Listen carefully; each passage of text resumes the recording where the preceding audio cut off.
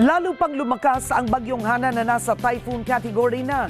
Bagamat hindi ito inaasahang magla-landfall sa Pilipinas, patuloy nitong palalakasin ang habagat.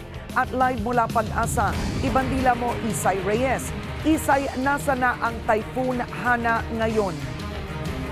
Karen, sa mga oras na ito, ang lokasyon nitong Typhoon Hana ay nasa 510 kilometers northeast of Basco, Batanes, at meron itong bilis na 155 kilometers per hour at may gustiness naman o bugso na 190 kilometers per hour. Tatlo, Karen, yung binabantayan natin na weather systems dito sa malapit sa Philippine Area of Responsibility. Itong ang bagyong Hana, itong isa pang bagyo na Crossa o yung kanyang international name na Crossa, at isang low pressure area. At ang severe tropical storm Crossa naman ay nasa layong 1,970 kilometers east ng northern Luzon. Hindi naman ito inaasahan nga na papasok sa Philippine Area of Responsibility. Ngayong gabi, Karen, asahan pa rin ang katamtaman hanggang malakas na pag-ulan sa northern portion ng Palawan, kasama ang Calamian at Cuyo Islands, Occidental Mindoro, Oriental Mindoro, Romblon,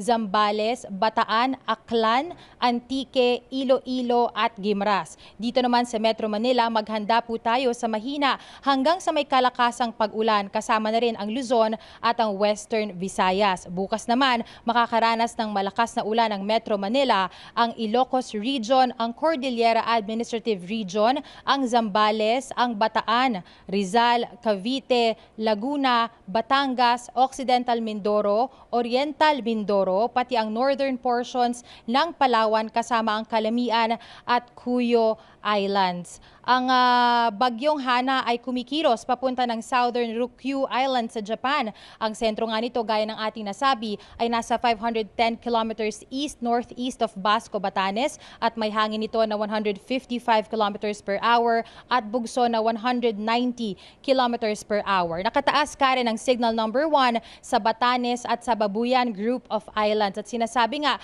ng Pag-asa sa kanilang pinakahuling weather forecast na yung mga lugar na malapit o nandito sa mga lugar kung saan nakataas ang signal number 1 ay delikado pong maglayag ang mga mangingisda sa dagat.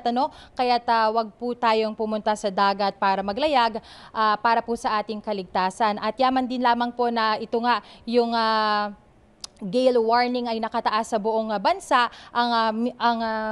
Ang waves po o ang alon ay maaari pong umabot ng hanggang sa 4.5 meters. Kaya po iwasan nga natin itong maglayag sa dagat. So Karen, itong sinasabi natin na tatlong weather systems na binabantayan nga ng Pag-asa ngayon, itong bagyong Hana, itong Crossa at ang low pressure area, ay lalong ang pinapalakas ang habagat o ang hila ng habagat, kaya tayo nakakaranas ng pabugso-bugsong pag-ulan dito nga sa Metro Manila maging sa buong bansa. Kaya't bukas po, inaasahan pa rin natin na paiba-iba pa rin yung panahon na ating mararanasan. Kaya't bagamat minsan pag-alis natin ng ating mga tahanan sa umaga ay maaraw, mabuti pa rin po na magdala tayo ng panangga sa ulan o sa bagyo, dahil mabuti na rin nga na tayo ay makaiwas sa sakit. Yan muna ating latest mula rito sa Pag-asa, Karen.